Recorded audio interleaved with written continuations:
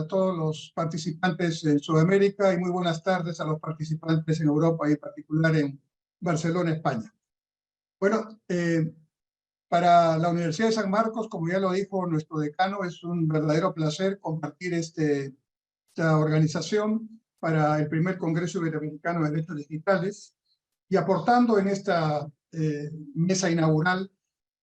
En adición a lo señalado, quisiera hacer dos planteamientos. El primero es vinculado al punto de vista de la academia, ¿no? El hecho que dos universidades de reconocido prestigio, la Universidad de Barcelona y la Universidad Nacional Mayor de San Marcos de Perú, estemos haciendo en este momento un primer Congreso Iberoamericano de Derechos Digitales, no es un tema que haya que plantearlo solamente como una ocasión importante.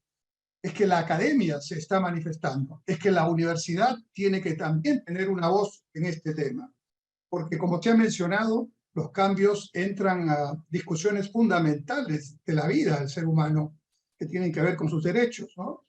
Si la primera ola de derechos tenía que ver con los derechos humanos básicos, el derecho a la vida, a la libertad, y luego vinieron la ola de los derechos sociales, ¿verdad? El derecho a la jornada de trabajo, al no trabajo de la infancia, a la igualdad en las condiciones sanitarias de trabajo.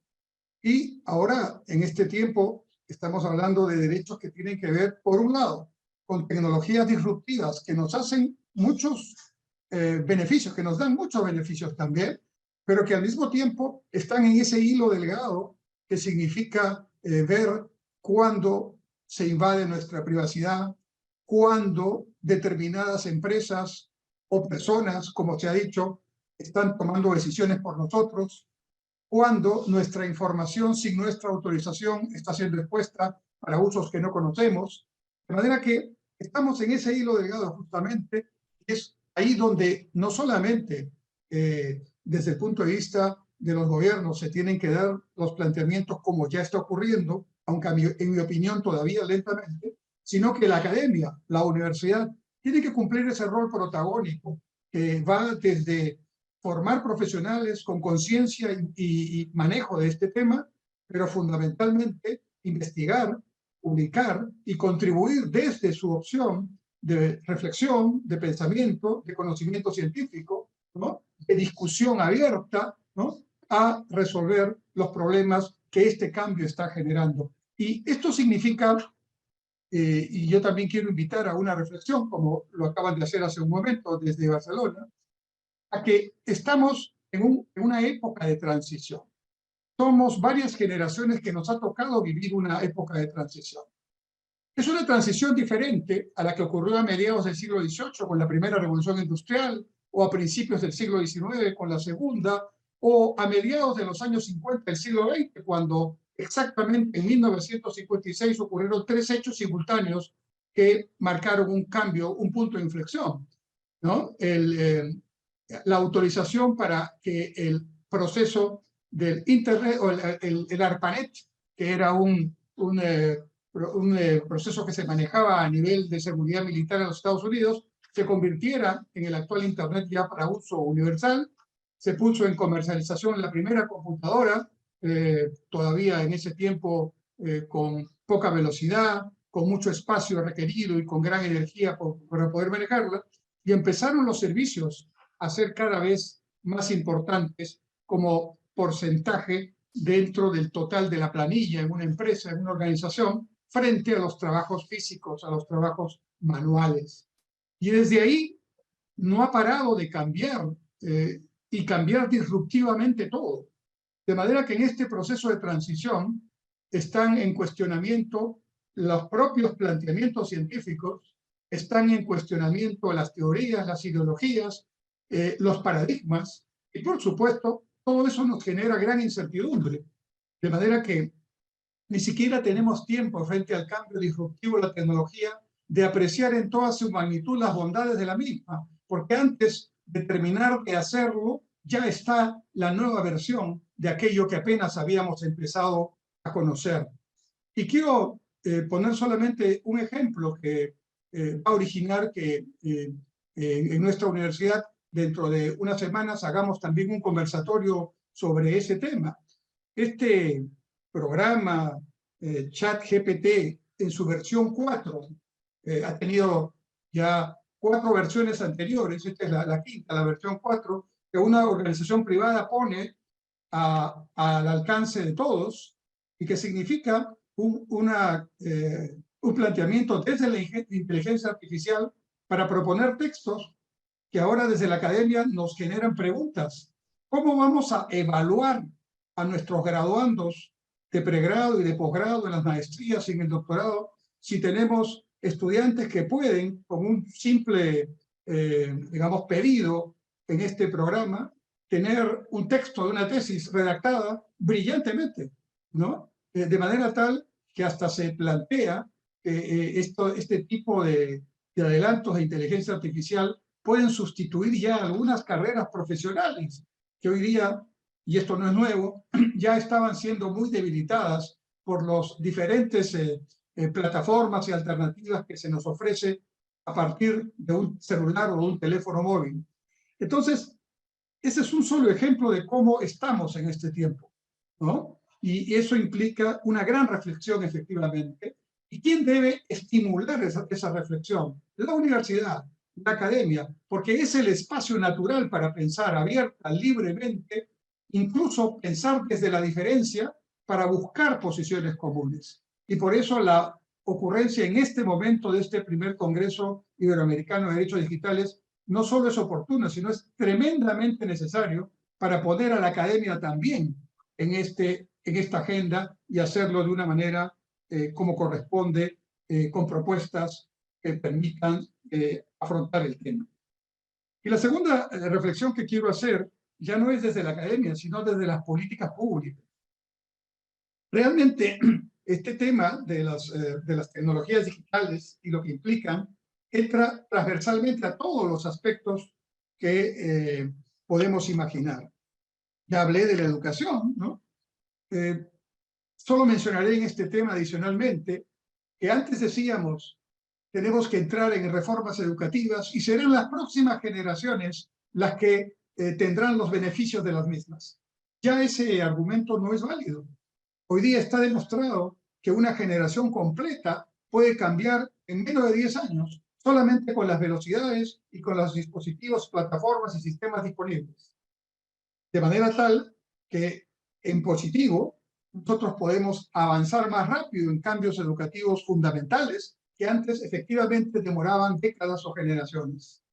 Esas mismas velocidades nos exponen y nos expresan las vulnerabilidades que, por ejemplo, todos en el mundo pudimos ver cuando ocurrió la pandemia a fines del 2019 y principios del 2020. Y entonces, de pronto, todos los profesores universitarios y de educación básica tuvimos de un día para otro que empezar a trabajar al 100% en términos virtuales y adaptar nuestros programas, nuestras metodologías y todo lo que habíamos por años manejado a un concepto novísimo que sin duda nos expuso también a circunstancias de aprendizaje y también de novedades. Y hoy día, cuando volvemos a la presencialidad, encontramos que la realidad que estamos viviendo ya no es la realidad que teníamos en la prepandemia.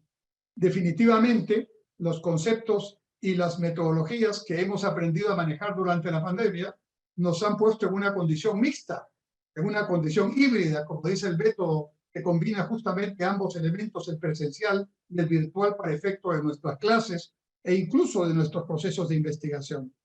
Pero estos cambios no solo tienen que ver con la educación, también tienen que ver con la salud, ¿no? En lo positivo, podemos ver que si tenemos adecuados manejos de estas tecnologías, podemos llegar a puntos que antes no se llegaban físicamente y que definitivamente pueden salvar vidas. La telemedicina, la teleconsulta, la posibilidad de intercambiar en tiempo real incluso sofisticadas intervenciones quirúrgicas con médicos a distancia, nos pone en un nivel que sin duda también tenemos que apreciar.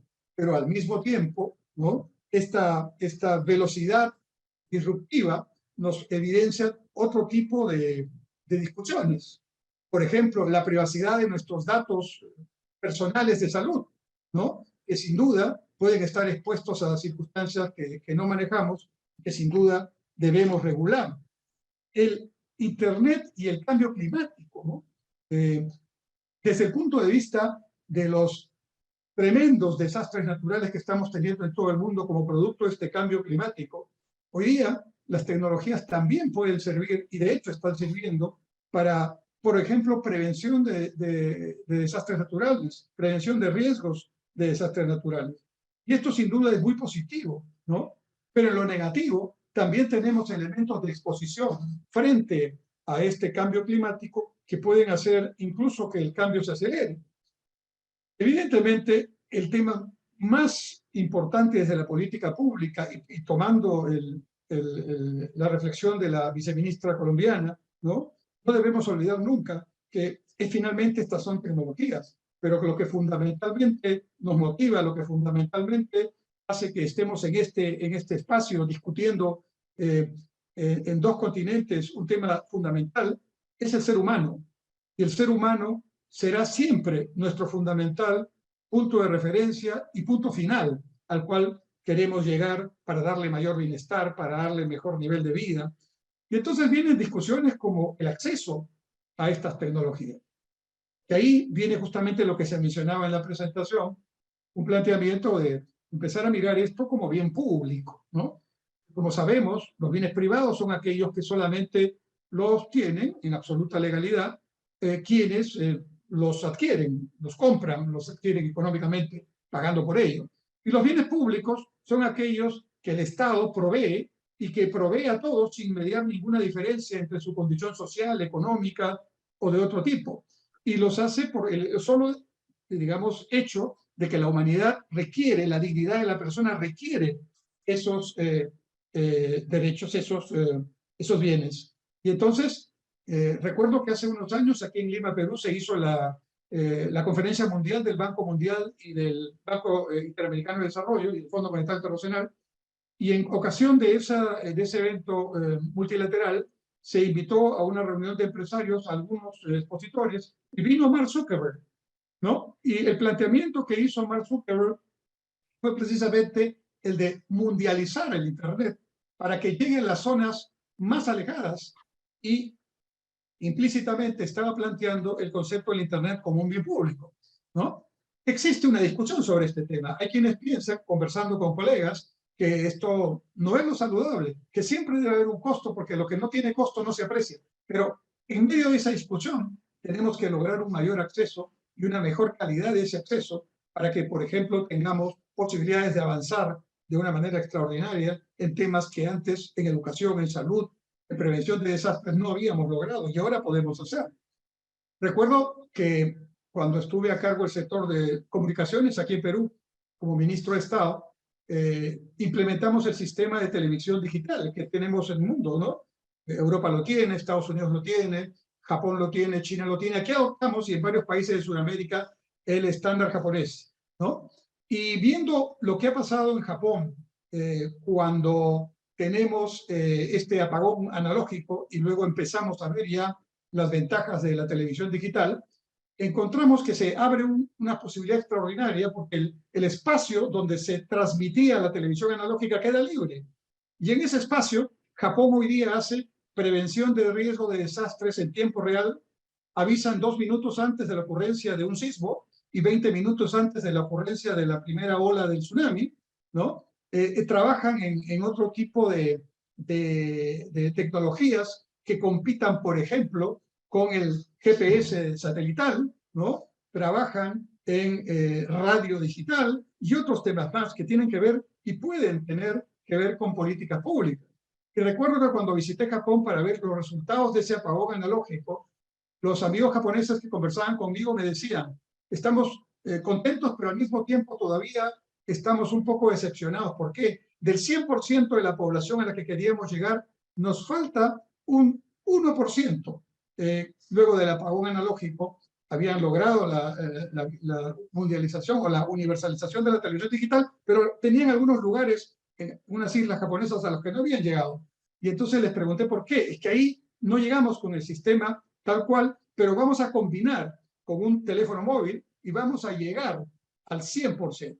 En otras palabras, en Japón, y lo he visto directamente, ya se hacen políticas públicas digitales para el 100% de la población, en términos de educación, salud, prevención de desastres y otras políticas sectoriales. En otras palabras, estamos entonces en un mundo de gran cambio, pero donde también, como se ha mencionado, hay una serie de problemas, ¿no? Protección de datos, ¿no? Privacidad de la información, identidad digital, uso de tecnologías vinculadas a temas de vigilancia, violencia y acoso en línea, por mencionar solo algunos. Por lo tanto, discutir sobre una universalización de la Carta de Derechos Digitales, ¿no? Y que cada uno de nuestros países tome mayor conciencia y vaya aplicando este tema, es fundamental, y por eso celebro que estemos esta mañana y esta tarde simultáneamente, gracias a la tecnología, en este empeño de reflexionar sobre este importante tema. Muchas gracias.